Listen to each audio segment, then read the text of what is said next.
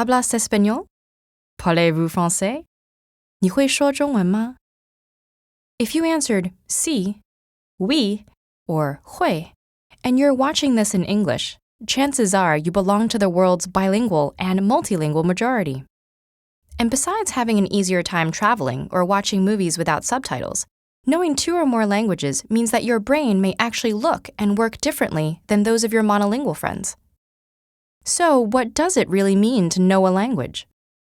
Language ability is typically measured in 2 active parts, speaking and writing, and 2 passive parts, listening and reading. While a balanced bilingual has near equal abilities across the board in 2 languages, most bilinguals around the world know and use their languages in varying proportions. And depending on their situation and how they acquired each language, they can be classified into 3 general types. For example, let's take Gabriella, whose family immigrates to the US from Peru when she's 2 years old.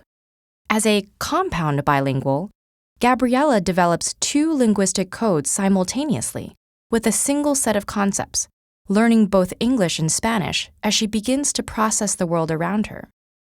Her teenage brother, on the other hand, might be a coordinate bilingual, working with 2 sets of concepts, learning English in school while continuing to speak Spanish at home and with friends.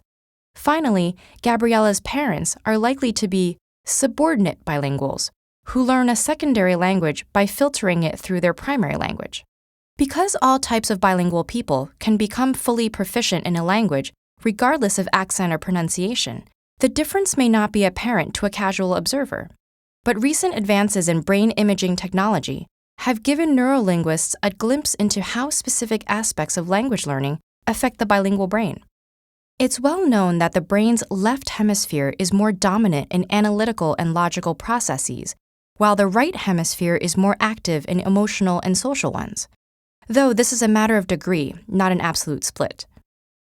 The fact that language involves both types of functions, while lateralization develops gradually with age, has led to the critical period hypothesis. According to this theory, children learn languages more easily because the plasticity of their developing brains lets them use both hemispheres in language acquisition, while in most adults, language is lateralized to one hemisphere, usually the left. If this is true, learning a language in childhood may give you a more holistic grasp of its social and emotional contexts. Conversely, recent research showed that people who learned a second language in adulthood exhibit less emotional bias and a more rational approach when confronting problems in the second language than in their native one.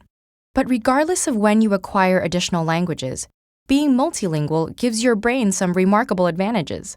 Some of these are even visible, such as higher density of the gray matter that contains most of your brain's neurons and synapses, and more activity in certain regions when engaging a second language. The heightened workout a bilingual brain receives throughout its life can also help delay the onset of diseases like Alzheimer's and dementia by as much as 5 years.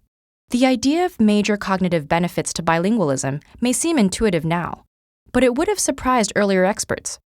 Before the 1960s, bilingualism was considered a handicap that slowed a child's development by forcing them to spend too much energy distinguishing between languages, a view based largely on flawed studies.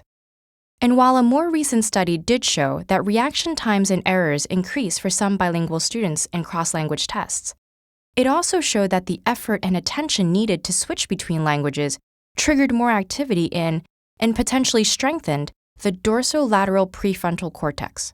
This is the part of the brain that plays a large role in executive function, problem solving, switching between tasks, and focusing while filtering out irrelevant information. So, while bilingualism may not necessarily make you smarter, it does make your brain more healthy, complex, and actively engaged.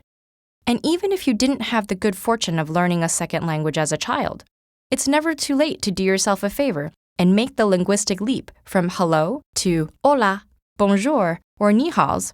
Because when it comes to our brains, a little exercise can go a long way.